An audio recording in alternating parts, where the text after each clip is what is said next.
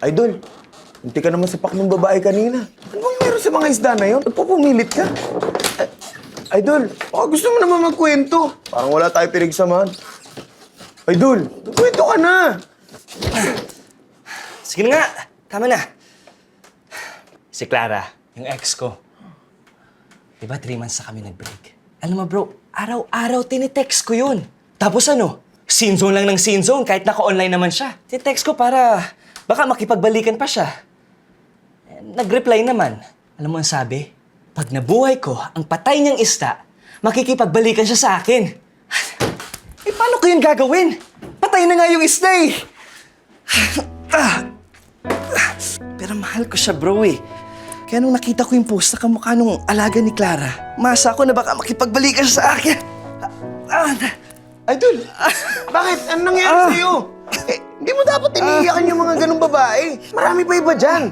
Idol, huwag ka na umiyak. Ang sakit, nagka-cramps. Kakrams. Eh, dumiretso ka. Diretso. Yan. Hinga lang malalim. Sana maswerte yun today.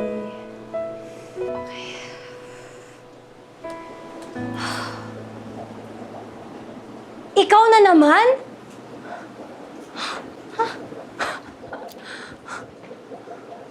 20,000 pesos. Take it or leave it.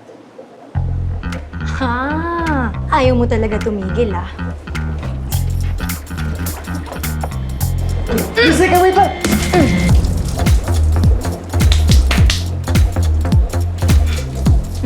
Bes! Bes! Ano nangyari? Pinapaalis ko lang yung malas. Go! Swim away! Swim away!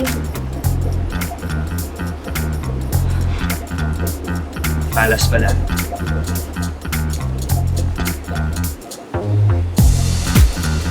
Bes? Bakit naman ang harsh mo?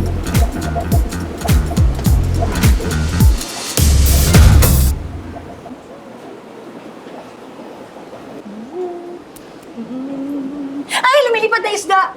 Ano ba yan? I'm sorry, alam kong napakakulit ko.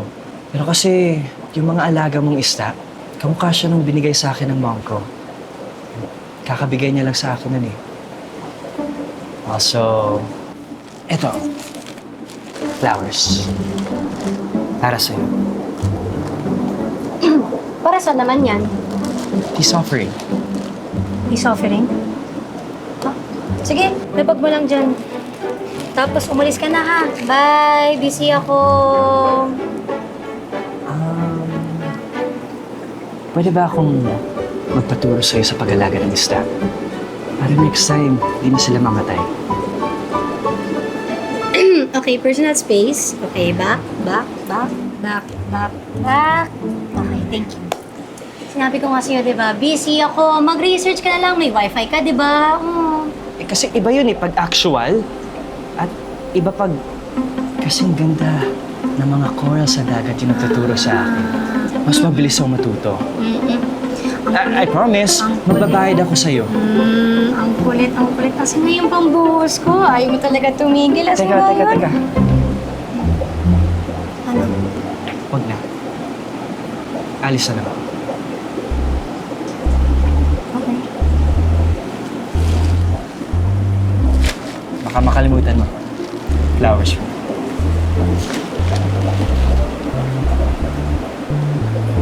Bye.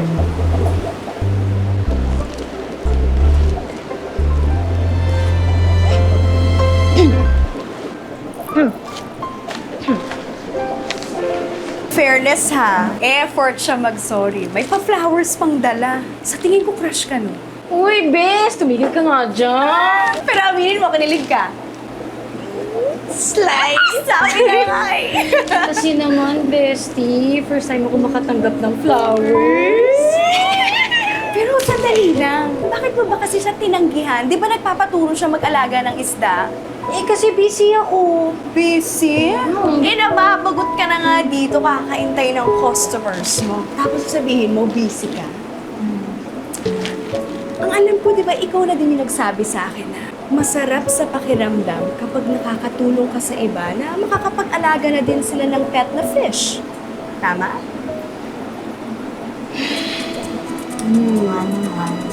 sinabi mo yun. Makan mo naman. Kasi pula ng cheeks mo.